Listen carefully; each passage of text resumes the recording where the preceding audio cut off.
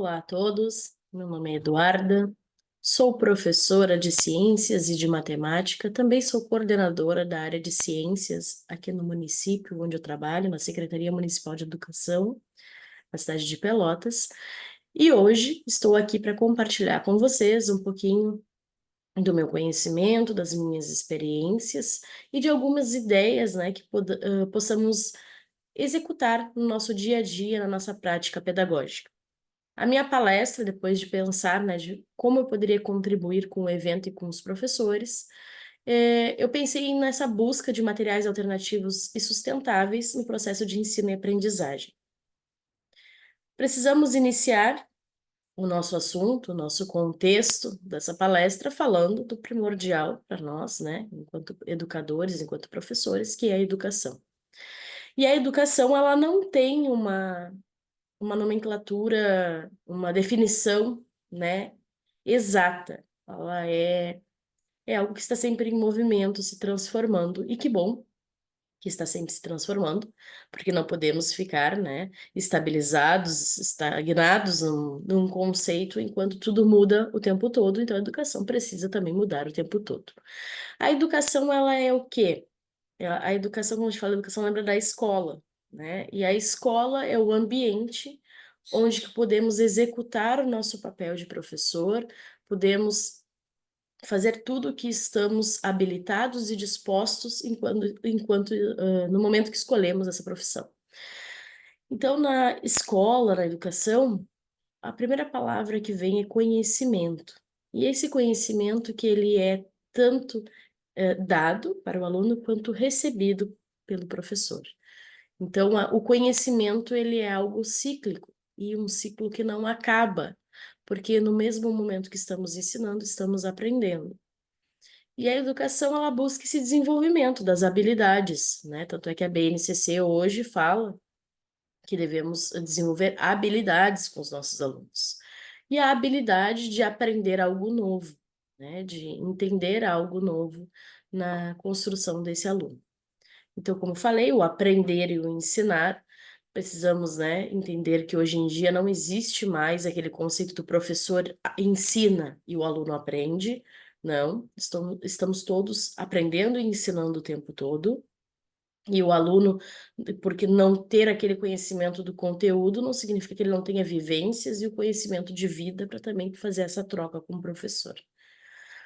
A escola e a educação busca, né, e isso diz na lei que a educação ela tem que buscar o desenvolvimento pleno do aluno, e esse desenvolvimento ele vai do social, o pessoal, então a escola faz parte desse desenvolvimento, e nós professores fazemos parte desse desenvolvimento, de formar um cidadão, um aluno completo, um ser humano completo, com todas as necessidades para exercer a sua cidadania e seu papel social, e também na educação, por incrível que pareça, né? Muitas pessoas acreditam que não, mas sim, a escola, a educação, ela traz valores para a sala de aula, o professor traz valores, tanto é que tem muitas coisas que os alunos têm os professores como uma imagem de inspiração por aqueles valores que aquele professor também passa para o aluno. E aí falamos do processo de ensino e aprendizagem. E por mais que eu diga para vocês o tempo todo que professor e aluno não são duas categorias separadas, né? Eles fazem parte de um todo. Nesse momento aqui, eu separei esses dois atores da educação para que possamos identificar qual é o papel de cada um. Então, enquanto professor, nós, né, precisamos semear e cuidar das nossas sementinhas. E como fazer isso? Com respeito, respeitar o aluno enquanto indivíduo, respeitar o aluno enquanto um ser único, com características únicas, com saberes únicos, com tempo de aprendizagem única. Então, respeitar o aluno e não querer fazer algo como todo mundo aprende tudo ao tempo todo da mesma forma. Não, cada aluno é de uma forma. Então, ter esse respeito. Saber que somos professores para orientar os alunos, né? Esse processo de orientação, seja do conteúdo, seja de ações, seja de comportamento, precisamos orientar os alunos para que façam as coisas da melhor forma possível. Dentro da sala de aula, nós somos o personagem né, nessa história, né, que é educação, e falo personagem não de algo fictício, mas de algo real, nós somos a imagem que o aluno tem, que é uma inspiração, é um espelho, então precisamos ter uma postura que possa orientar esse aluno da melhor forma possível, não sendo agressivo, não sendo rude, entendendo que somos um espelho. E se queremos receber algo, né, o respeito, o carinho, a admiração, precisamos também manifestar esses valores. E o entusiasmo. Aí vocês vão dizer, ah, Eduardo, é fácil, né? Numa palestra falar sobre entusiasmo, sobre isso, porque é muito bonito no papel. Na verdade, o entusiasmo não se tem, porque não se recebe um salário digno, porque as condições de trabalho são ruins, porque não tem estrutura, enfim, N outros problemas. E eu sei disso. Eu também sou professora, eu também trabalho na rede básica e tenho as mesmas indagações e insatisfações que vocês. Mas precisamos fazer o melhor que podemos nas condições que temos. Por quê? A escolha de ser professor foi nossa, né? Nós somos professores, tem tantas outras profissões que podemos exercer, mas a gente escolheu ser professor. Então eu tenho que fazer o melhor nas condições que eu tenho. Eu não posso perder o brilho no olho, eu não posso dizer, ah, eu não ganho salário bom, a minha escola não tem estrutura, eu vou lá e vou só jogar o conteúdo nos meus alunos. Não, nós precisamos fazer o melhor que temos no espaço que estamos e com o que temos disponível. Do outro lado, temos os alunos. E os alunos precisam sentir conforto. E o que que é o conforto? Se sentir confortáveis em conversar com o professor, em pedir ajuda, sentir que tem segurança naquela relação, né? Que se eles têm uma dúvida, eles estão ali para aprender, que não vão ser xingados, que não vão ser diminuídos. Então, isso é muito importante. E a relação do pertencimento. Porque o que que acontece? O aluno, ele tem que se sentir pertencente no meio. Nós, professores de matemática, sabemos que muitas vezes, né, passamos um conteúdo e o aluno não entende nada do que a gente falou. Por quê? Porque ele não tem algum conhecimento prévio, ou porque ele está desinteressado, enfim, vários fatores podem estar unidos nessa falta de entendimento ou, né, na dificuldade de aprendizagem. Só que esse aluno é aquele que vai pedir para ir no banheiro toda hora, que ele vai fazer piadinha na sala de aula, que ele vai ficar andando na sala de aula, vai ficar gritando, incomodando, muitas vezes como uma válvula de escape por não ter entendido o conteúdo. Então precisamos agir de forma que esse aluno se sinta pertencente àquele ambiente. Não, tu também faz parte desse contexto, tu é aluno desta sala, tu também tem que entender e a gente vai ver a melhor forma para que isso aconteça. Então essa função do pertencimento é muito importante, do aluno se sentir pertencente. E aí eu vou falar para vocês das minhas áreas, né, de atuação. Eu falei que sou professora de ciências e professora de matemática. Então, no ensino de ciências da natureza, o que que acontece? Nós, professores, precisamos, né, desenvolver uma vasta gama de conteúdos, seja de química, física, biologia, que englobam agora todos os anos, né? Antigamente, no último ano do fundamental, é que se tinha a química e a física, agora já temos misturas lá no sexto ano. Então, foi dividido ao longo do ensino fundamental.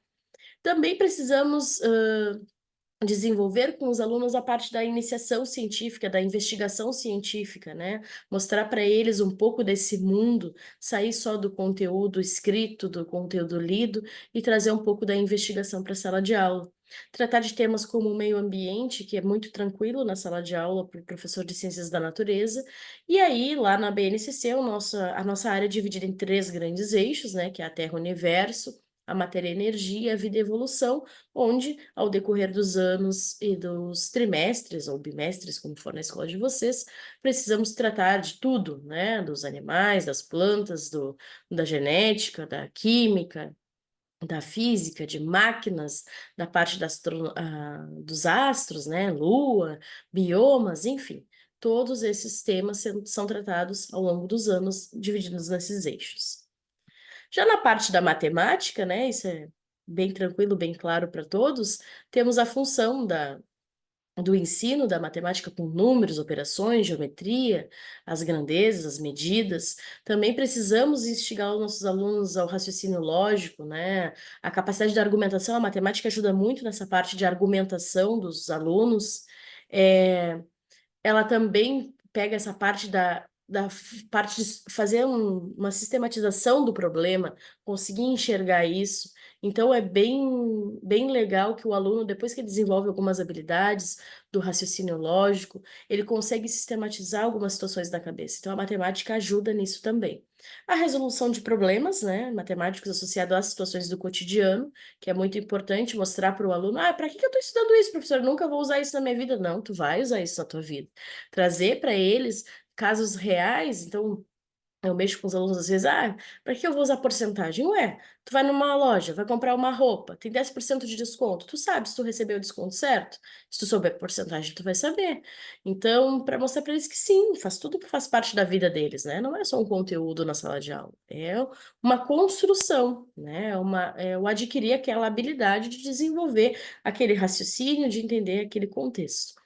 E também a matemática propicia o uso de recursos tecnológicos, o uso da calculadora, alguns softwares de construção de gráficos, contas, enfim, toda essa parte tecnológica. E aí eu falei para vocês, né, da educação na parte da ciência da natureza, no ensino da matemática, mas também não podemos nos esquecer, enquanto educadores, da parte dos temas transversais, né, os temas contemporâneos transversais, e dentre eles a educação ambiental. Como eu falei para vocês, é muito tranquilo na parte de ciências da natureza falar de meio ambiente, né? Porque nós estamos trazendo a natureza, todos os componentes dos ecossistemas, todos os seres que estão envolvidos, então é tranquilo para o professor conseguir englobar. Mas e os demais professores? Como que fazem essa abordagem da educação ambiental durante as suas aulas? Como que você, professor, né, de história, de inglês, de arte, de educação física, como que vocês tratam essa temática na sala de vocês? Então, todos nós precisamos entender que a educação ambiental, ela é um tema que ela é multidisciplinar, ela precisa ser tratada por todos os professores. E aí existe uma lei, a 9.795 de 99, que ela já falava disso, né? Que a educação ambiental ela é essencial e permanente, ou seja, deve ser tratada sempre por todos.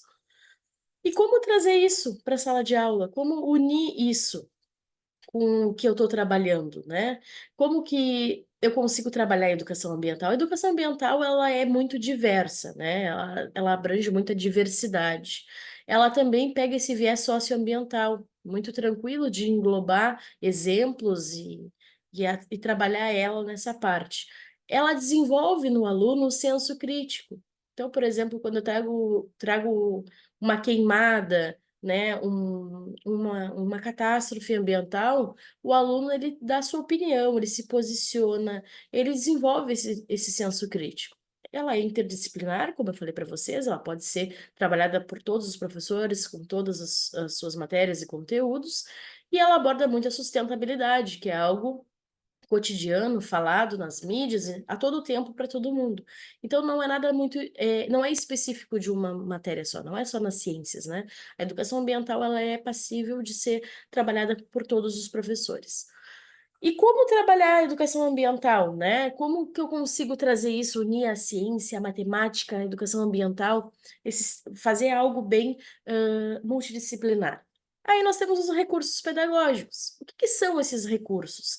São materiais ou, né, modelos ou aplicativos que ajudam o professor no processo de ensino e aprendizagem. Esses materiais estão para auxiliar o professor. Então, por exemplo, quando eu sou professora de matemática, Eduardo, eu não consigo pensar como eu, professor de matemática, vou desenvolver educação ambiental na minha aula. E se vocês desenvolverem um ábaco utilizando materiais recicláveis ou reutilizáveis para desenvolver ali, então, a parte numérica? Tu está trazendo para a tua sala de aula uma prática de educação ambiental sem precisar botar um conceito de educação ambiental no quadro. Tá dizendo para os alunos, pessoal, a gente vai conseguir desenvolver esse material utilizando materiais recicláveis, é muito importante, né? A gente está reutilizando o material para não ir para o lixo, para não poluir o meio ambiente. Então, o professor está conseguindo desenvolver isso na sala de aula sem precisar deixar bem claro, não preciso trazer um texto sobre educação ambiental na matemática. Então, é uma forma de fazer isso. Nas ciências, né, como eu falei, é muito tranquilo, faz as células, faz N coisas que dá para fazer na parte de ciências. Então, ali também trago um exemplo, né, de um globo, da posição do Sol, dá para fazer com os planetas, a Lua, e mostrar, utilizando como recurso pedagógico, com materiais recicláveis, dá para fazer jogos, muitos jogos, e também dá para utilizar programas que ajudem, auxiliem o professor na sua prática. Os recursos pedagógicos, eles são muito inclusivos, né? É algo muito democrático na sala, porque às vezes nós professores, eu, por exemplo, tenho alunos no 6º ano que não são alfabetizados.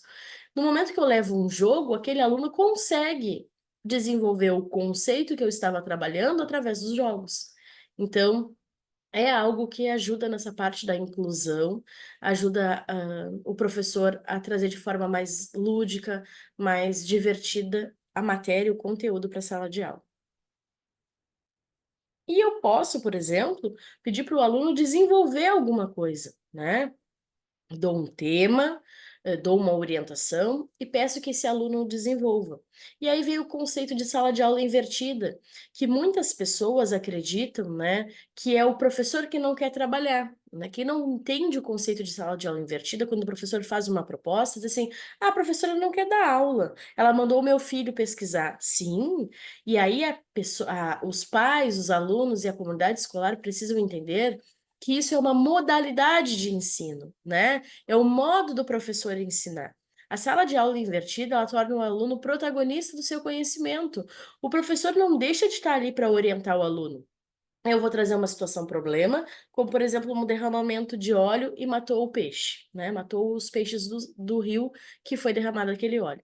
O aluno, através desta informação que eu trouxe, ele vai pesquisar como que ocorre um derramamento, qual a importância, os problemas, né, ocasionados, como solucionar o problema, qual a diferença, né, dá para trabalhar a densidade da água, do óleo, enfim, quanta coisa pode ser trabalhada em cima disso.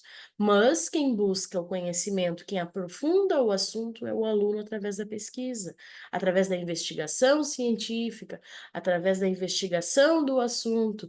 Então, o aluno, ele é um aluno ativo, ele é um aluno protagonista, ele depois ele vai dividir com os colegas esse conhecimento. Então, a sala de aula invertida, ela é algo possível de ser aplicado com os alunos de forma a desenvolver uma aprendizagem significativa. E o que que é essa aprendizagem significativa? É quando o aluno entende aquilo de uma forma que não foi só uma ele não decorou aquele conceito, ele aprendeu, ele absorveu, ele consegue lembrar disso daqui a um tempo e executar aquele conceito, aquela habilidade que ele adquiriu. Então, a aprendizagem significativa, ela motiva o aluno, né? Ela tem essa parte da motivação. Ela vai pegar e vai fazer o aluno pensar, ele vai usar os conhecimentos prévios e vai adquirir novos conhecimentos. Tem os desafios que instigam os alunos a querer mais, a querer procurar, a querer saber. Então, ele vai incorporar esse conhecimento prévio com os novos conhecimentos e vai dividir. Ele vai expandir e dividir esse conhecimento na sala de aula. Isso é uma aprendizagem significativa. Isso é extremamente importante para o desenvolvimento do aluno. Então, podemos sim buscar esse tipo de aprendizagem. E agora, Eduardo, tu me falou tanta coisa, tu me falou de educação, de aluno e professor, de aprendizagem, recursos pedagógicos, mas o que que eu vou fazer com esse monte de informação? Eu tenho um monte de planejamento para fazer, eu faço 3, 4 planejamentos por turma, a minha escola não tem recurso, eu estou desmotivado, o tempo corre contra mim, eu tenho 3 escolas diferentes, eu trabalho 60 horas. Calma, né? Vamos acalmar. Muitas pessoas vivem essa realidade. Isso é algo que precisa ser pensado com carinho. Então, eu tenho tanta coisa para fazer. Será que se eu usar um recurso pedagógico, isso não vai me ajudar? Será que em vez de produzir vários textos, várias perguntas, daqui a pouco com um recurso desse eu não consigo desenvolver o meu conteúdo de forma mais leve, mais tranquila? Talvez eu tenha um pouco de trabalho para desenvolver o recurso, mas depois o quanto eu vou ganhar em cima disso, né? O quanto de tempo eu vou ganhar em cima disso.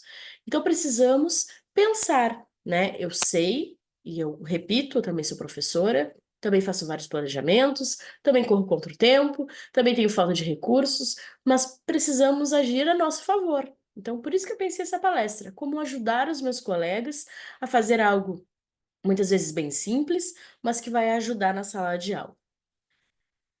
O primeiro jogo que eu trago para vocês, como recurso pedagógico, eu que desenvolvi. É o jogo do Strike dos Patógenos.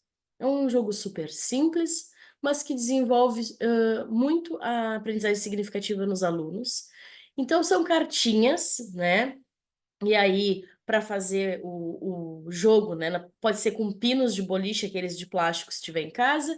Se não tiver, usa garrafa PET. Se não tiver, usa caixinha de leite. Enfim, vai a criatividade do professor e o recurso que ele tiver disponível, né? Usando a reutilização, a reciclagem. Ele vai ter vai imprimir, né? Vai ter que imprimir, então vai ter que pedir para a escola, nem que seja. Isso aqui dá para fazer em uma, no máximo 2 folhas de ofício, bem tranquilo. Vai recortar e vai colar atrás, né, do pino, da caixinha, do plástico, enfim.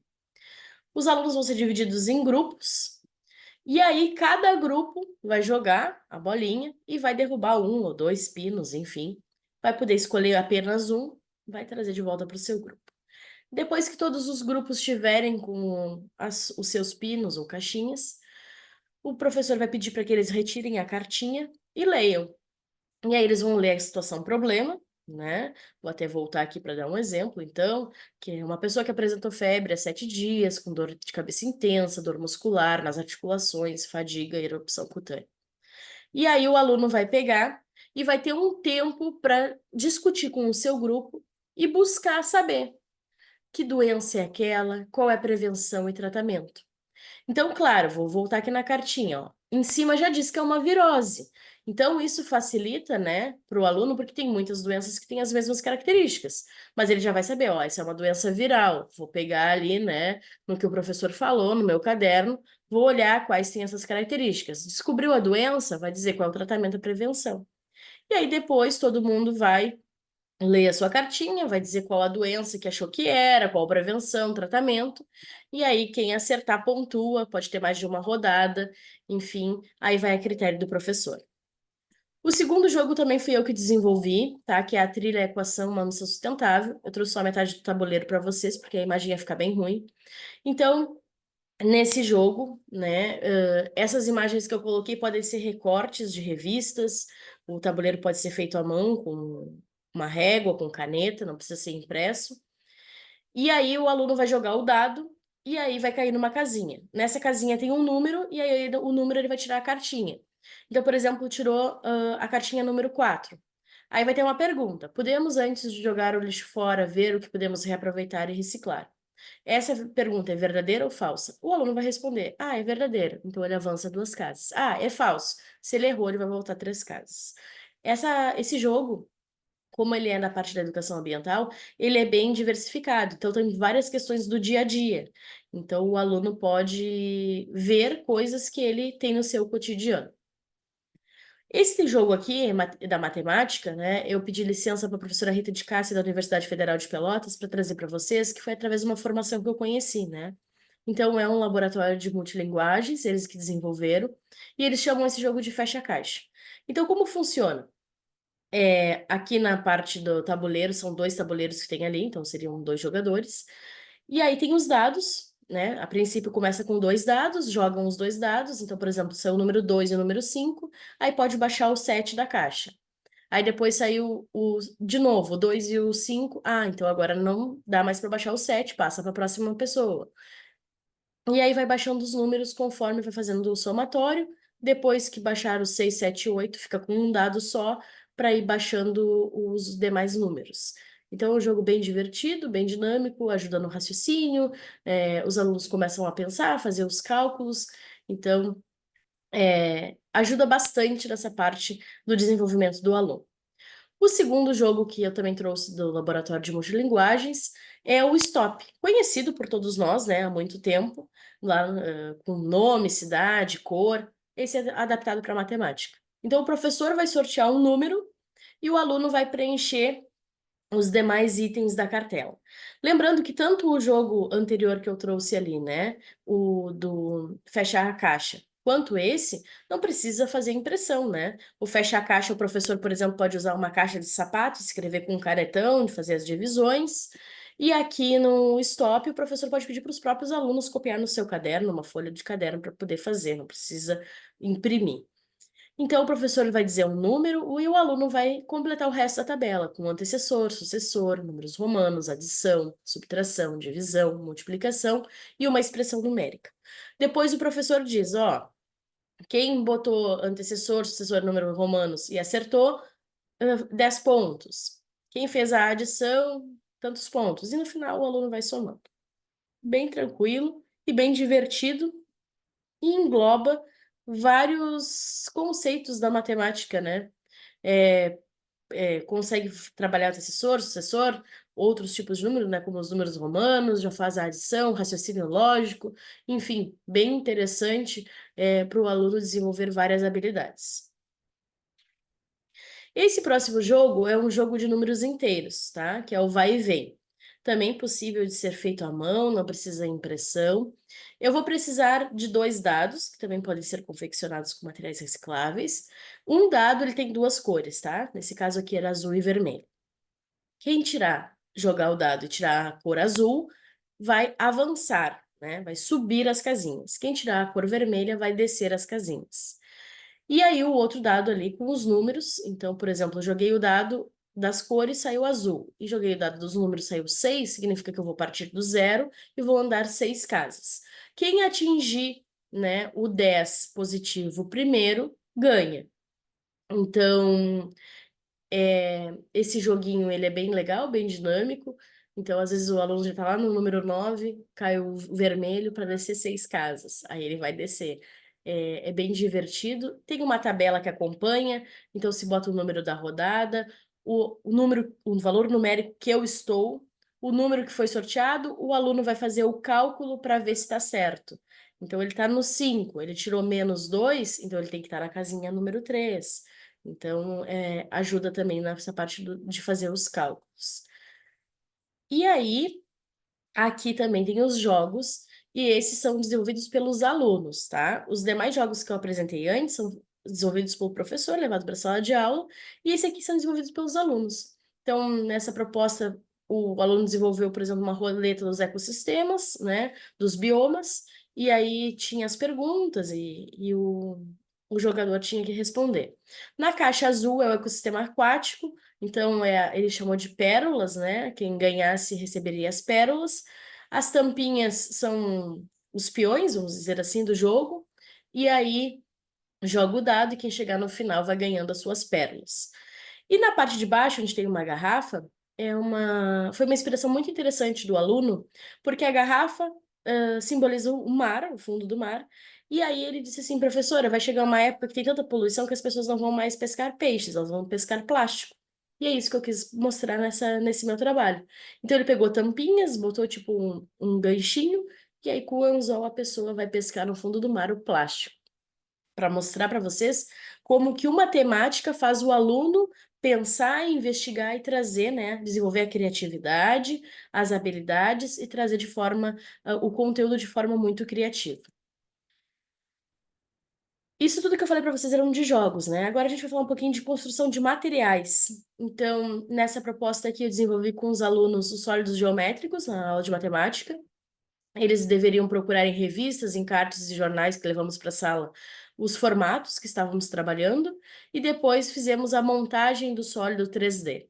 Então, é muito difícil na matemática alguns desenhos 3D para os alunos enxergarem, mas quando foram montados os sólidos geométricos, eles conseguiram ver realmente qual era o formato, como funcionava e todos os conceitos trabalhados na aula.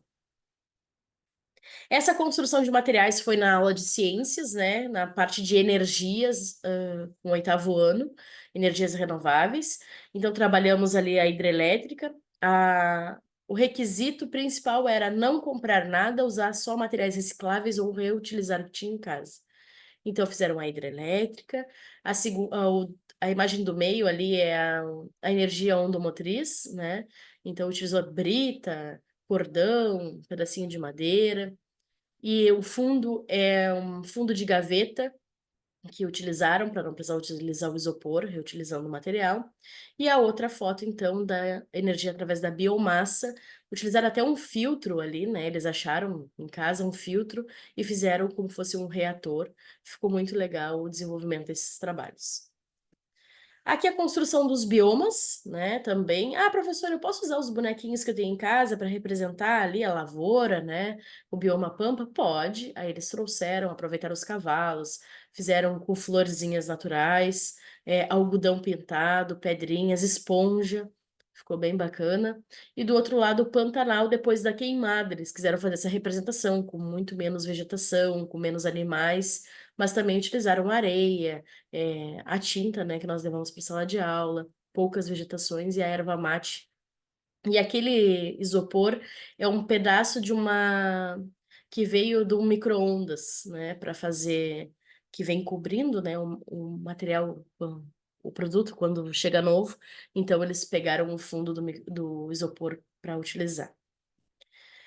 Nessa parte da poluição ambiental, na caixa preta, foi bem tocante a ideia da menina, né, quando ela falou. Ela disse, professora, era a poluição causada pelo lixo. E aí ela quis mostrar aquela menina no meio, mostrando que às vezes a gente vive no meio da poluição, né? Tenta ver o melhor, mas já está inserido no meio, nem enxerga o que está acontecendo. Então tem uma menina bem no centro da caixa segurando uma flor.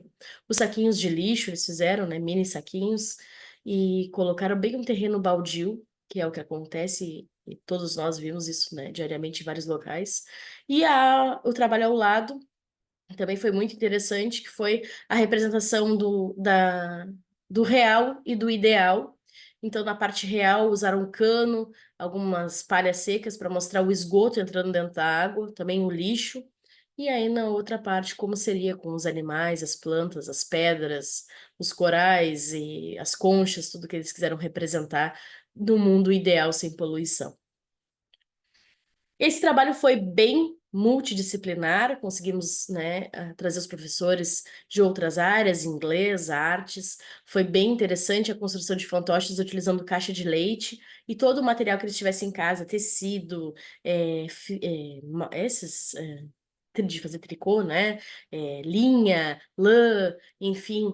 Aquele fantoche que está bem no centro ali da caixa, né? Que a caixa o teatro foi feito de caixa de papelão, uma caixa bem grande. Ela utilizou resíduos de maquiagem vencida. Ela pegou um tecido e ela pintou com as maquiagens vencidas que tinha em casa, fez o cabelo com restos de tecido. Então foi um trabalho bem bacana, interdisciplinar que conseguimos. E eu sei que vocês vão dizer, é difícil, né, fazer trabalho interdisciplinar na escola, mas precisamos continuar tentando. Vamos convidar 5 colegas. Um vai participar. Ano que vem a gente convida mais 5. Outro vai participar. Daqui a pouco todo mundo está participando. É um trabalho de formiguinha, mas é muito importante. E o que que eu ganho? Quais as vantagens, Eduardo, de tanta coisa, né? Desse empenho, de querer trazer o novo para minha sala de aula, de querer desenvolver isso com os meus alunos. Eu ganho um aumento do trabalho coletivo, da criatividade, o engajamento, a aprendizagem.